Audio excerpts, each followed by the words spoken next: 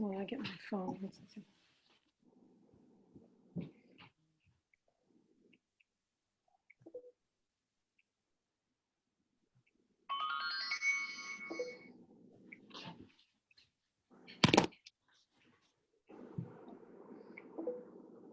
Okay.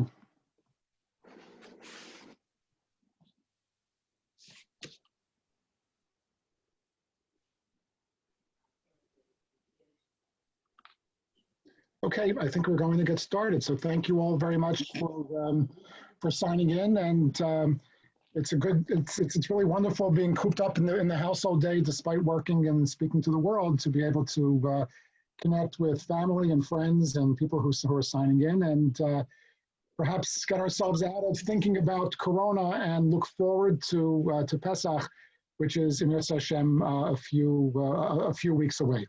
So what I'd like to discuss with you, and I hope that you won't hesitate to interrupt me and to answer questions, to ask questions, to challenge assumptions and all kinds of things.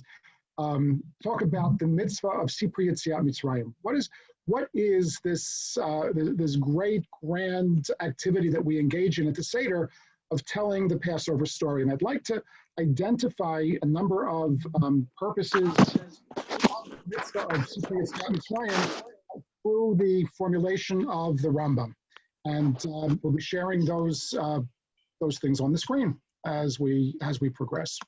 So in his Mishnah Torah, which is the Rambam's book of Halacha, the last two chapters, chapters 7 and 8, deal with talking about matzah and maror and carbon pesach and other things, deals with the mitzvah of telling the Passover story. So here in the beginning of Perek Zayin of chapter 7, in the first halacha, the Rambam writes as follows. I'd like you to pay very careful attention to the formulation of the Rambam. Every word that he uses and every phrase that he uses has great significance. So the Rambam writes as follows: Mitzvah taseh shel Torah. There's a positive Torah obligation. L'saper b'nisim v'niflaot shena'asu l'avotenu b'Mitzrayim. To tell about the miracles and the wonders that were performed for our ancestors in Egypt. B'leil chamisha asar b'Nisan. We have an obligation to do that on the night of the 15th of Nisan. That is Seder night. Now, if you wouldn't have the Rambam in front of you, and I asked you for the proof text, what pasuk, what verse in the Torah would be or should be the source for this obligation to tell the Passover story, what pasuk, what verse would you have chosen? Any suggestions? Marty? Right. So Rachel, who is sitting on the other side, suggests the pasuk which actually the Haggadah is going to wind up quoting in this context, "V'higata to levincha," and you should tell your children on that day, saying, "Because of that which God did for me when I came out of Egypt." That would seem to make sense, except that's not the pasuk, that's not the verse that the Rambam quotes. Surprise, surprise. Otherwise, we have nothing to talk about, and we can go back to whatever we were doing.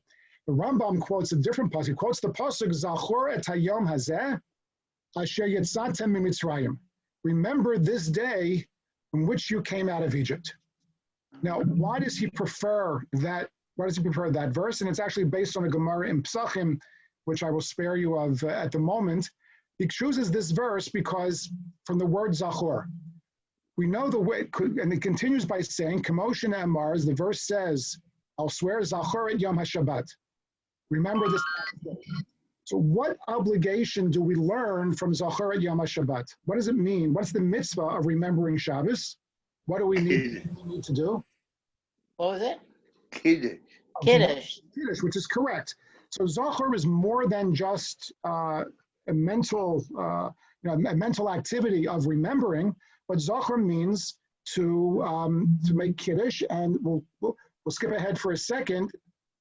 Oh, I'm sorry. I wanted to show you my Maxwell House Haggadah. I forgot that was coming in. The Rambam writes in Hilchot Shabbat, when he talks about the mitzvah of Kiddush, mitzvah taseh min haTorah lekadesh yom haShabbat b'dvarim. There's a positive Torah obligation to sanctify Shabbos with words. As the verse says, Zachor et Yom haShabbat lekadsho. Remember Shabbos to keep it holy.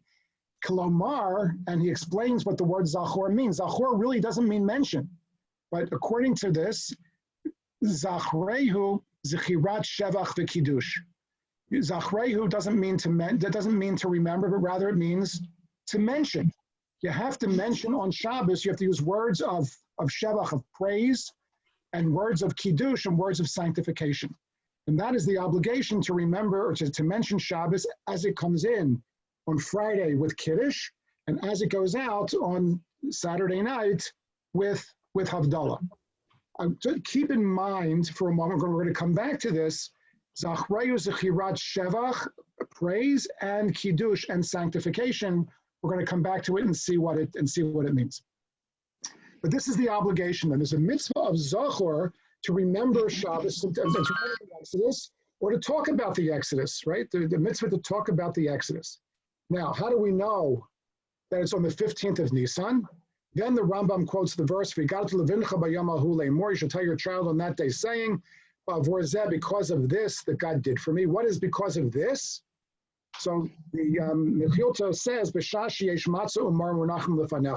at the time when you have matzah and maror, when there's a mitzvah to eat matzah and a mitzvah to eat maror, then there's an obligation to remember and to talk about the Exodus. When is there an obligation to eat matzah and maror? The night of the 15th. And we know that from other psukim. Then the Rambam concludes, even if there's no child, even great sages have and scholars have an obligation to talk about the Exodus. And whoever elaborates on what occurred, that person is praiseworthy. So this is the first halacha. If all we knew was this statement of the Rambam, what would you say is the reason for the mitzvah of telling the Passover story? What's the goal? Anybody? What's the goal? To tell the story. For what purpose? The mitzvah to tell the story, but for what purpose? To remember that we were saved. To remember. For what purpose? It's not, as we said, it's not just remembering, it's mentioning. We have to mentioning. Talk. Well, because you can't just, remembering is in your head. You have to remember and pass it on. Right? Where does the Rambam say? I'm sorry? V'hagadata, Marty says. But that V'hagadata is only in this paragraph to teach us when, to teach us the date. The proof text, the source of the obligation of telling the Passover story is Zachorat Hayom Hazeh Asher Yetzata Mimitzrayim. Mention it, talk about it, just like you talk about Shabbos on Shabbos. Talk about the Exodus Pesach night. For what purpose? Rabbi, if the Chor means just Kiddush on Shabbos, how do we know that the other Zachor doesn't only mean Kiddush on Pesach? How do we know that as soon as we make Kiddush, we haven't fulfilled the mitzvah of the Chor? Well, It's a good question. It's an excellent question, and there's actually something that says that you may have, which may explain as follows. So, one is Rav Chaim Soloveitchik, back in Brisk and Longin, in which he asked the question, what's the difference between remembering the Exodus every night of the year, which we have an obligation to do, right, and the mitzvah of talking about the Exodus Pesach night? And he says that there are three essential differences. One is that Pesach night is questions and answers, and the rest of the year is only mentioning it. I'm sorry, it's just straight recitation. That the rest of the Pesach night is to elaborate, and during the rest of the year, it's sufficient just to mention it. God took us out of Egypt, and your Yotzei, you fulfill your obligation. And Pesach night, the format is questions and answers, and the rest of the year we don't have questions and answers. But there is an opinion that says that we do fulfill our obligation with Kiddush, and that explains another halacha question, which is going to in terms of details as to why there's no bracha. We never say bracha to asher kedeshanu b'mitzvotav etzivanu l'saper b'Yetziyat Mitzrayim. If it's a mitzvah, why don't we make a bracha? So there are a number of answers that are offered. One of them is exactly what you're saying, Marty, that in fact, it's too late to make the bracha. Why? Because you're already yotzei the mitzvah, you already fulfilled the obligation when you make kiddush. So there is such an opinion with that. We generally don't just rely on that, but there is such an opinion. But I'd like to call your attention to when we saw the Rambam in Hilchot Shabbat, we talked about the mitzvah of Kiddush, right? What was the mitzvah of Kiddush? Mention it with words. Kolomar Zachrehu Zechirat Shevach v'Kiddush. It's got to be words of praise and sanctification. So let's go back then and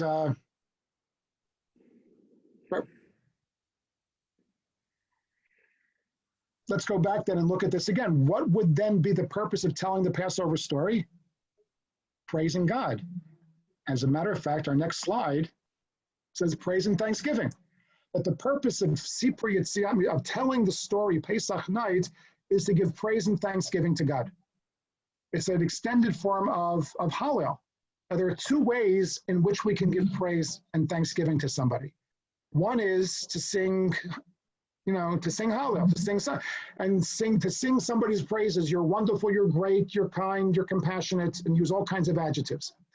The other way of singing somebody's praise is to describe what they have done, right? So I could say, I don't know, my wife Rachel is so wonderful and dedicated.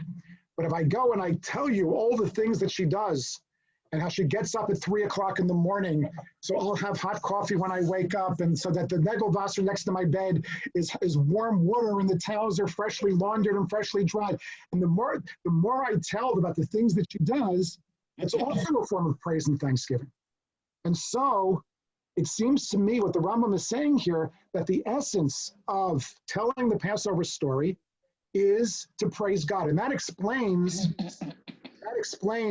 rise from the bottom, the Alpha Pisha Ein Lo Bain, even if you don't have a child, even if there are no children. Right? This year, unfortunately, there'll be a lot of people around their tables with much smaller groups than they've had before. If the whole purpose of telling the story was to pass the story on to the next generation, if the next generation is not at the table, then what? Maybe there would be no obligation to tell the story because you're not transmitting it to anybody. You're not teaching anybody. There's no educational purpose. But afilu, what do we say in the Haggadah? Afilu kulanu zakenim, right? Kulanu chachamim, we're all wise and we're all elder. Kulanu yodim et Torah. Everybody knows that. You know the story already. You're learning nothing new. Mitzvah aleinu l'saper b'Yetziyat Mitzrayim. There's still an obligation for us to talk about the Exodus. Because what do we do by that? We're giving praise and thanksgiving to God. So that is purpose number one. And that's halacha aleph. That's the first paragraph, praise and thanksgiving. Let's look now. I can get to it. Yep, Can I ask a technical question? Sure. The pictures are covering the source. How do I? You can move the picture. If you move the if you move your mouse over the pictures, you'll see a little arrow.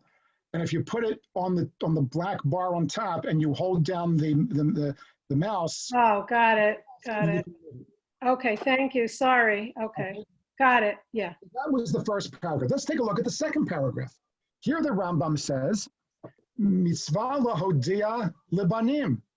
There's an obligation to tell the children, right? There's an obligation, there's a mitzvah to tell the children, v'afilu lo sha'alu, even if they don't ask. Shene'amar, and here we have our pasuk, v'higata televincha, tell your children. And in that context, there's no question.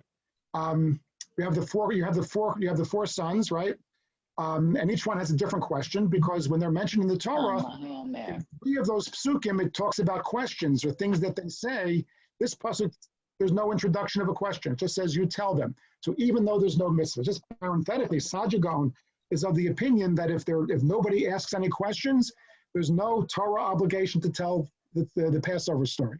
So if you want a very quick Seder, make sure nobody asks. And Sadi Gomer hold, it would only be an obligation, Midrabanan, it would be a rabbinic obligation, not a Torah. Do you mind? Okay. So there's an obligation to tell the children, because the verse says, "V'gada to levincha." So I want to continue this halacha in a minute, but according to the second paragraph, what is the purpose of telling the Passover story? The answer you wanted to give me before. Education, right? You want to pass on the story to a future generation. So we wind up with one mitzvah, but there are two purposes. There are two complementary, but two separate purposes for telling the story. An obligation to tell the children. Then the Rambam continues. According to the capacity of the child, the parent will teach. Ketzad, how? So if the child was young or was tipesh, tipesh is Foolish. well, foolish, right? Not intellectually challenged. This is the language of the Yerushalmi, of the Jerusalem Talmud. Instead of saying we say tam. Tom. It's the tam. In the Yerushalmi, in the Rambam, it's tipesh. The child is not too sophisticated educationally or intellectually.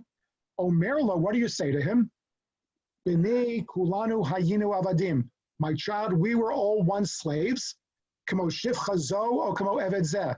Like this maidservant that's working in our kitchen, or this manservant that's cleaning whatever he is doing. Uvalayla hazeh, and on this night, utano kadosh baruch hu, God redeemed us. V'yotzienu l'cherut, and he brought us out to freedom. So you speak according to the level of the child's understanding. No more, no less.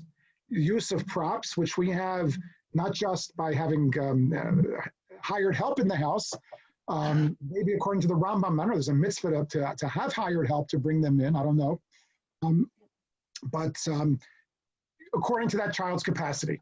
Tell me, where in your Haggadah does it say this?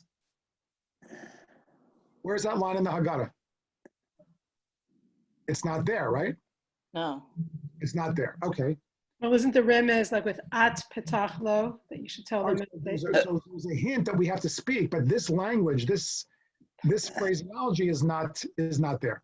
Okay, let's go on. If you have the child is older and more sophisticated, so you have to let that child know what happened to us in Egypt. And the miracles that were performed for us, al yedei Moshe Rabbeinu, through Moses, hakol lefi da'ato shel ben, everything according to the capacity of the child, according to the child's understanding. Wait a second, where in your Haggadah do you talk about the miracles that were brought about through Moshe Rabbeinu? Parents spent those, tens of thousands of dollars, hundreds of thousands of dollars of day school education, right? And you came back in second grade or third grade with and what's the question that every little child is taught to ask? Why isn't Moshe mentioned in the Haggadah? And we have all kinds of answers why Moshe is mentioned in the Haggadah. The Rambam didn't go to third grade day school. Why is he mentioning Moshe Rabbeinu? And where is it mentioned? Okay, so it's a good question. It's a good question. So what we see, and so I want to talk about that, but what we see from this is that there are two, at least until this point, there are two things happening at the Seder. One is the Haggadah, Sippur Yetziyat Mitzrayim, telling the story as a form of praise and thanksgiving to God. And the second is telling the Sippur Yetziyat Mitzrayim, telling the Passover story as a way of educating and passing on the story to future generations. Right. Those are the two purposes. Those are the two purposes of the obligation of telling the story, according to the Rambam, at least according to these two paragraphs. Okay. So everybody with me right now? Yeah. Yep. Any concerns, questions? No, we're good. Okay. So I want to point out.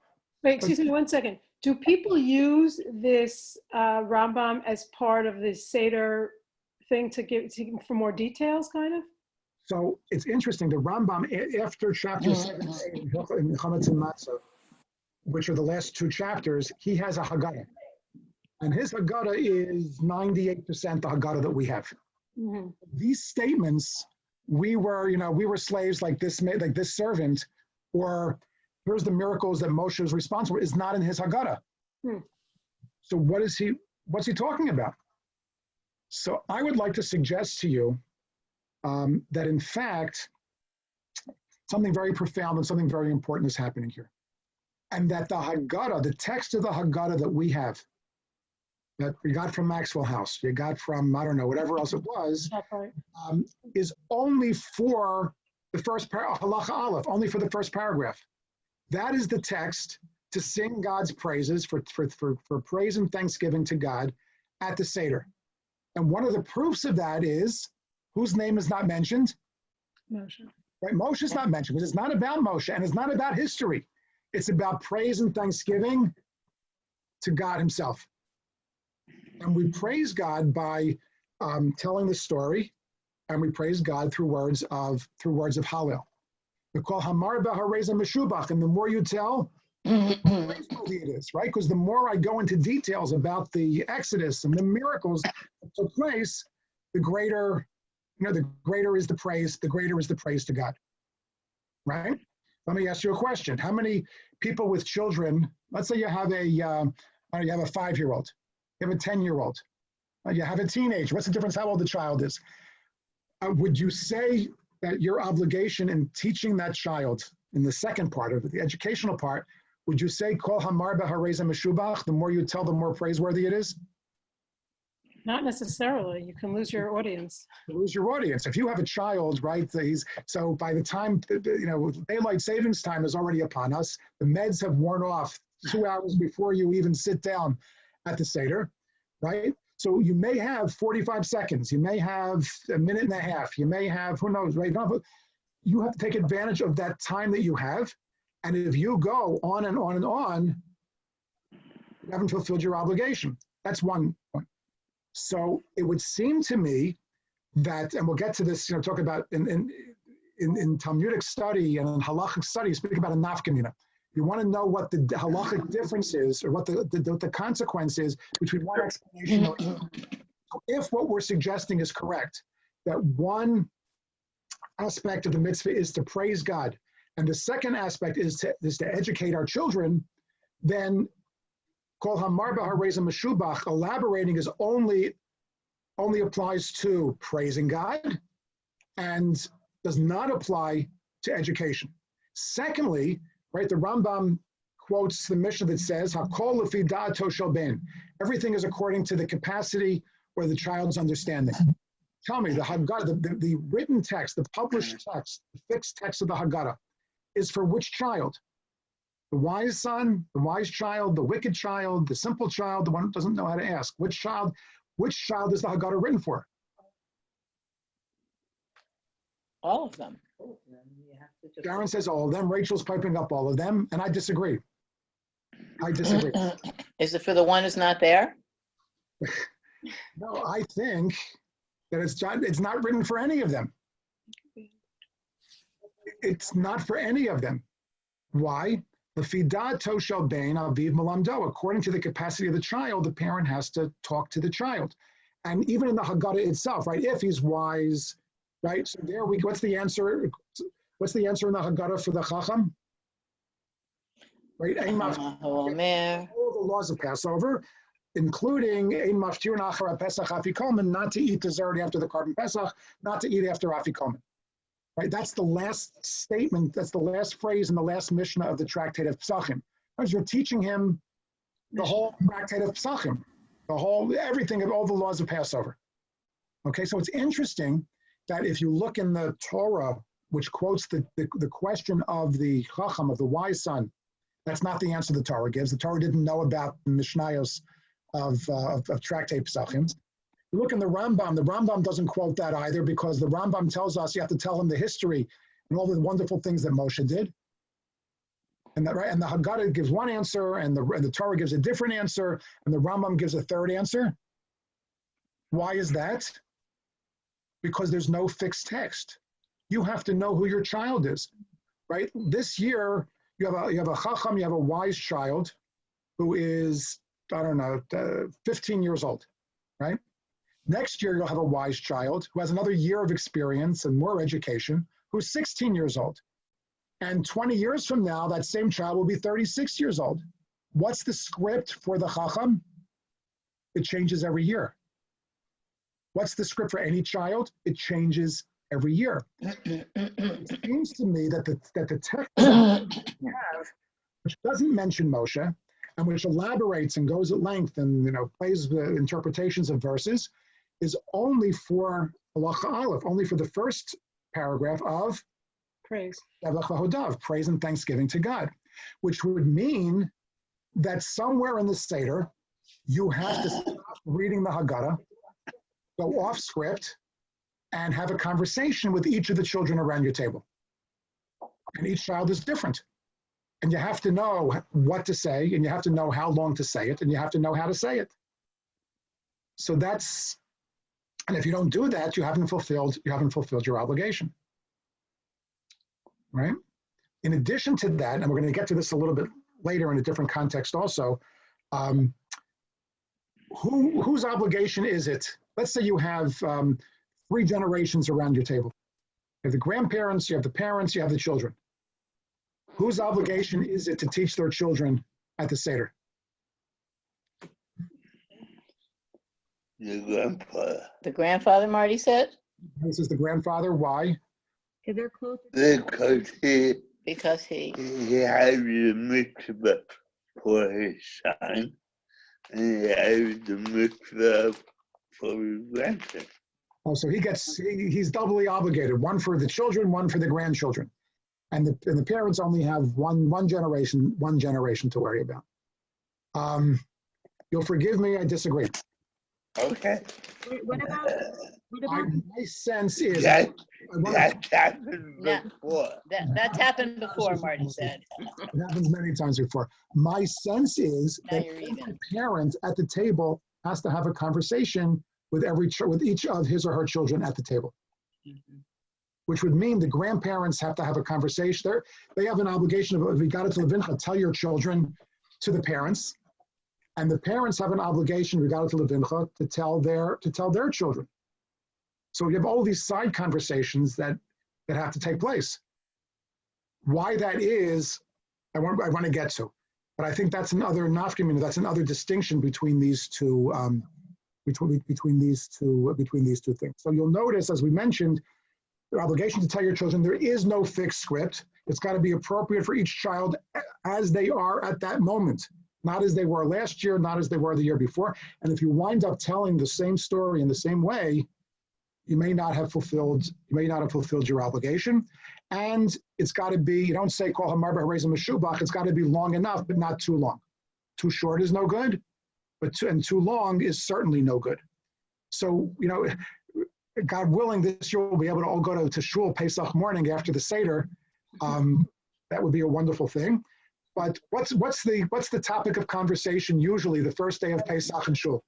How late was your Seder? How long was your right? We didn't finish till 2 in the morning until 3. It was like a competition. Who can have the longer Seder? That's not halachically correct.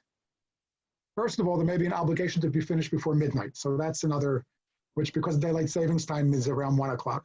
But putting that aside, it depends depends on who is at the table, right? If the people around the table don't have great education, and are not interested in all the divrei Torah and the analysis and all the things, because they have no idea, their eyes are going to glaze over and roll to the back of their heads. They have no idea what you're talking about. You don't talk about that at the Seder, and you fulfill your obligation by saying and by doing what's appropriate for them at the Seder. The Chai Adam, Avram Danzig from Prague, who wrote another Kitzur Shulchan Aruch type of an abridged Shulchan Aruch, an abridged code of Jewish law, writes there that depending on who's your Seder, you may have to speak. He says Lashon Ashkenaz in Yiddish, or in language which people understand. So if nobody at the table understands the Hebrew, right? Saying the Haggadah only in Hebrew would only fulfill Well, let's ask the question. If nobody at the table understood Hebrew, and you read the Haggadah in Hebrew, have you fulfilled the mitzvah of Sippur Yetziyat Mitzrayim? Have you fulfilled the mitzvah of telling the story?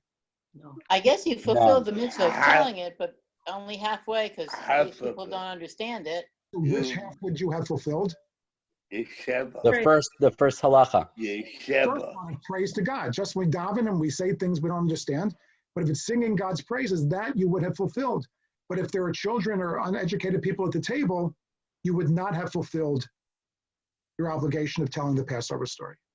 So if you can use the text of the Haggadah, but to read it in English, if people don't understand the Hebrew, is certainly not just appropriate, but I think obligatory, because people have to understand what you're saying. So if you said it only in English, are you fulfilling the praise part also? 1,000%. 1,000%. For those of You us have to read it all in Hebrew. it doesn't feel authentic, but you would be doing it 1,000%. So until this point, as we pointed out, there are two purposes for telling the story. One is praise and thanksgiving, and the second is education. So I don't want to go through this whole halacha right now because the time is running away, and I know that I've got to stop on time also, not lose my audience. But one of the interesting things is, Rabbi Soloveitchik pointed out, what is the text that we use in the Haggadah to tell the Passover story? Which verses do we use? Devarim. Devarim. Right, from Arameo Veit Avi. There's 3.5 verses that we quote, which give a summary of Jewish history, right, from the time of Abraham and idolatry all the way through the Exodus, through slavery and the Exodus and coming to the land of Israel. 3.5 verses, that's it. Why those verses? So you could say somewhat cynically, because if we would have had any more than 3.5, nobody would read them, right? The chicken soup would burn, the Knedalach would fall apart, would dissolve, we wouldn't get there. But Rabbi Soloveitchik pointed out something else. What is the context of those verses? Where, in what context does the Torah offer these verses to us for recitation? So it's the beginning of Parshat Ki Tavo, and it's the parsha, it's the portion of Mikra Bikurim, of bringing the first fruits.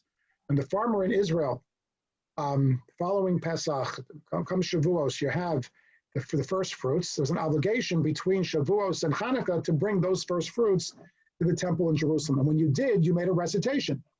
These are the verses of that recitation, right? Either we were idolaters and then we found God, and then we were slaves and God took us out, then he brought us to Israel and I got a farm and I have fruit. Thank you, God. It's a wonderful life. It's a wonderful thing. The Rav pointed out, why were these verses chosen for the Haggadah? Because if the purpose of telling the story is purpose number 1, Shalach Vahodah, praise and thanksgiving to God, then what are the perfect verses for giving praise and thanksgiving to God? These verses, which are used for praise and thanksgiving when we bring the first fruit. So there is a fixed text for praising God. It's these verses and an analysis of these verses, and it's Hallel, it's the Psalms, the chapters of the Psalms. It's praise and thanksgiving, because the Haggadah is a fixed text, only of praise and thanksgiving, and not of education. Okay. Oh, there we go. Another graphic. I forgot to bring it up. I'm sorry. Oh, I'm sorry, Yal, you wanted to say something? No, I didn't hear. You're muted. I think you're muted. You're muted. Can you hear us? I can hear you now. Oh, Did you want to say something? we had a question before about the obligation. What you do in a situation where the children are educated, but the parents are not educated. Good question. It bother me, right? Great question. Because a day school knows, unless the kid comes home knowing the Manish Tana and having a notebook that's 10 inches thick with every Devar Torah, and the kid wants to share every Devar Torah, and tell the story, it's my sense that if all you have is the child telling the parent the story, you have not fulfilled the mitzvah of the Yigara to Levincha. It's a story that the parent has to tell the child, not the child, the parent. Now, it could be, modern education will tell us, right, that when the student discovers information and ideas on his or her own, that's really the better education. To the teacher or the parent just to dictate and just to lecture is not the best way of education. So if the parent can draw out ideas, that's an interesting way of educating and of motivating the child and of teaching the child. But in this context, that's the case. It's v'higara to Levincha. So I think because of the situation that we've created, parents with children have to create space for this, but that's not the mitzvah. Now, why is that? Number one is because there's v'higara to Levincha, it's the parent's obligation to train, to teach and educate the child. And for a third reason, because there's a third reason for telling this story. We had praise and thanksgiving, we had education, and now we have here the laws of Chametz and Matzah, chapter 7, halacha vav, halacha 6.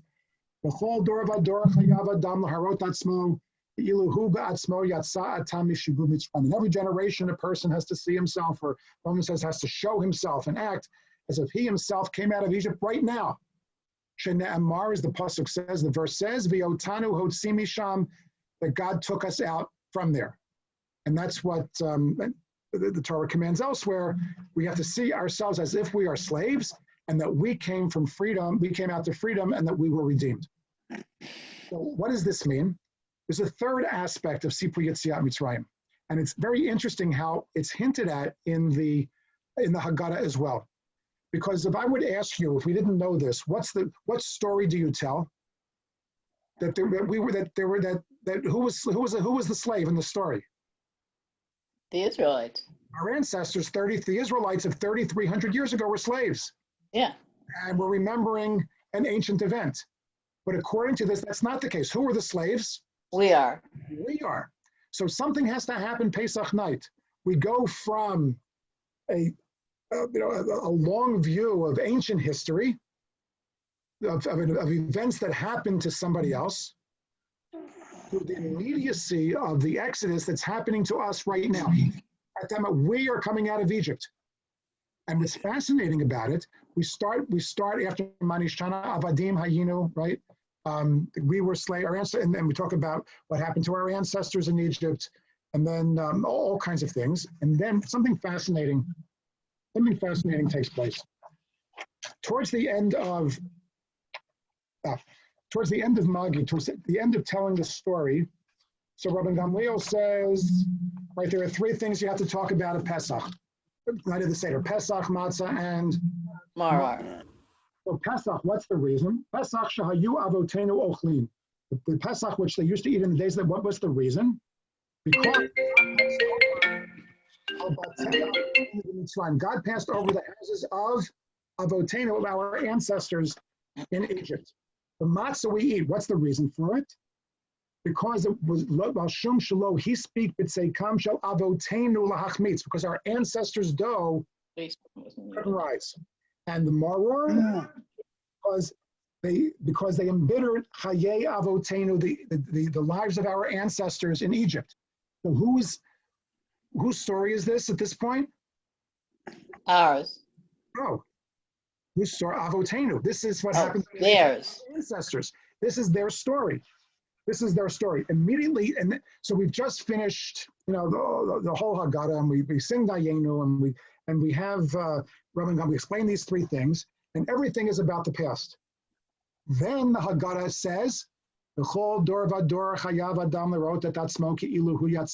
every generation, a person has to see himself or herself as if they came out of Egypt. It's this halacha, right? As it says, because of what God did for me when I came out of Egypt. I came out of Egypt. Not my ancestors alone did God redeem, but he even redeemed us, as it says, we quote this verse, God took us out in order to bring us out and give us the land of Israel, right? So there's a transition that takes place. We tell the story, we reenact the bitterness, and we reenact the matzah, and we reenact everything that's taking place. We tell the story, and at some point, we say, but it's not their story, it's my story.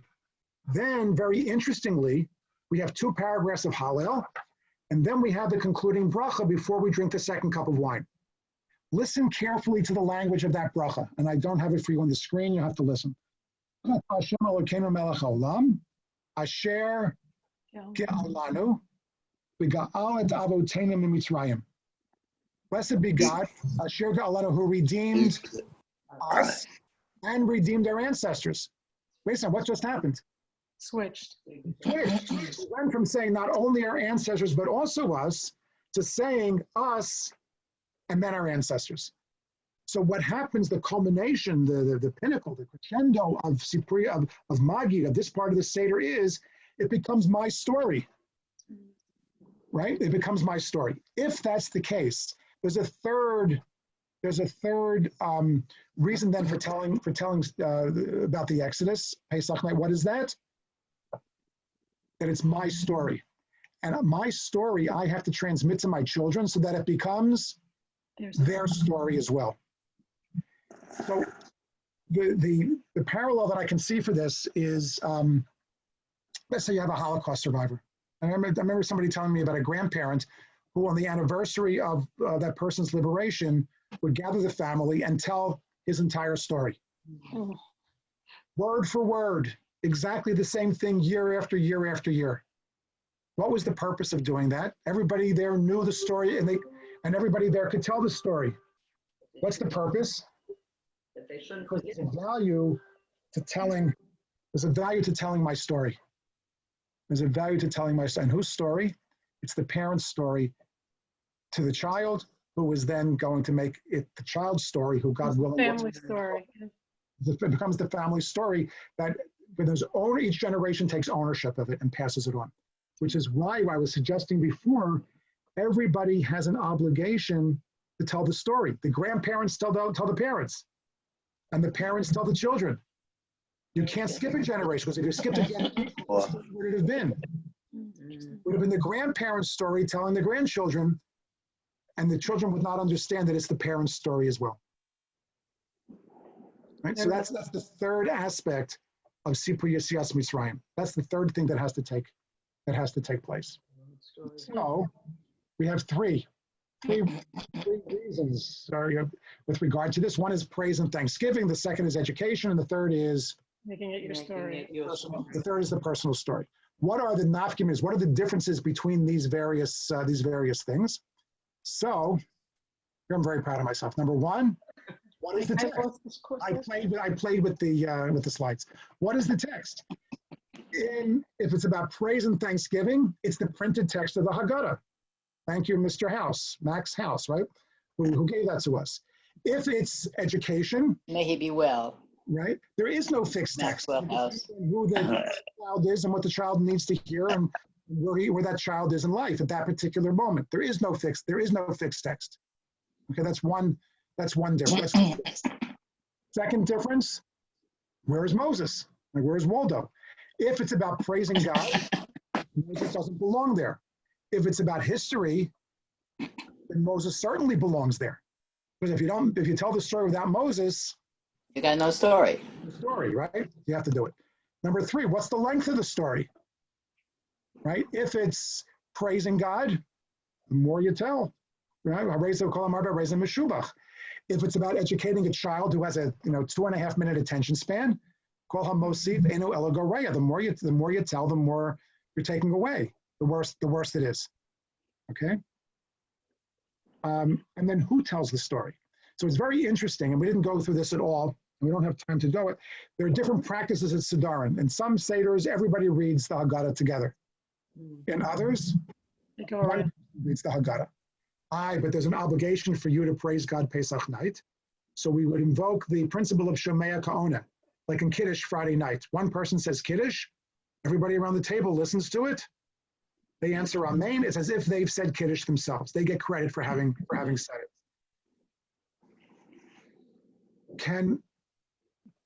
At the Seder, can one person read the Haggadah on behalf of everybody, or does everybody have to read the Haggadah for him or herself? So I think it depends. If it's about praising God, so if one person can read it, and just like the chazan, can lead our prayers in shul, or a person makes kiddush, this principle Shemei Ka'ona kicks in, and everybody fulfills their obligation. But if it's about educating your child, or if it's about telling your personal story, can anybody do that for you? Nobody can know. You have it's like under the mitzvah of tefillin, right? There's an obligation, or mitzvah of matzah. You can't eat matzah on my behalf. It's in technical halachic terms, it's a chovas haguf. It's a personal obligation, and nobody can. You can eat all the matzah you want and have me in mind. It doesn't do me any good. It's a personal obligation. Telling the Passover story as a form of education, or telling the Passover story as a form of the personal story, is a personal obligation that nobody can do on my behalf, and that would be another distinction. And finally, the order of the story. I don't have when the verse says in the first chapter of Hallel, Mizrach Shemesh ad mevo'o mehulal Shem Hashem, that from the rising of the sun in the east until it sets in the west, may God's name be praised. So the Gemara learns from that when we praise God, we have to do it in order, from east to west. That the order, the paragraphs of the Hallel have to be in order. The verses have to be in order. You can't mix them up. When you tell the Passover story as a form of praising of God, matchilin bignut, we start with the deprecating, the difficult, the horrible parts of our history. Umisayim b'shvach, we end with praise. But and you have that. God took us out mishibud l'ula, from slavery to freedom. Me'afela la'ora, from darkness to light, right? From slavery to freedom. There's an order that takes place there, because that's the praise. We were slaves, and now we're free. We were subjugated, and now we're redeemed. There's an order in which it has to occur. But if you're telling the story as a form of history, what's the order you have to tell it in? Doesn't make a difference. Whatever is most engaging, right? A good novel will have flashbacks. A good movie will have flashbacks, and things will be mixed up to help you appreciate what is going on, what's happening at the moment. So if it's about education, the order doesn't make a difference. If it's about praising God, halachically, the order would become very significant. And so, Rachel, you're coming up to see this for a second. So she's sitting on the other end. She hasn't seen any of the slides. But so to summarize, I want to thank everybody for participating, giving me a chance to teach a little bit, which I haven't had the opportunity to do in a long time. I hope that this will help enhance your experiences at Passover. The truth is, I have another 5 hours in which I can elaborate just on these themes with all kinds of things. We'll spare you all of that. No, you should do it. We have a lot of weeks we'll be inside. There you go. But because we have other times, next week at this time, on Wednesday, March 25th at 8 o'clock, with the same sign-in, Rachel will be giving a share of the community in isolation, a Haggadah today, Rachel Dratch. Oh, And cute. Yay. Thank you. Wait. Just to thank you all. Wish everybody Thank you so much. Amen. Thank you. Thank you for Thank teaching you. us. Have a great night. Amen. Thank you. That's good. Yeah, right. How do we get? Are we still on this? Great picture. What? Me and you? You and Josh. Oh, here. How do I get off of this? How to close this down now. I don't know how to close it off either. Hello, I'm still on, right? It's on the top right, but What? On the right. Do you know how to shut this off?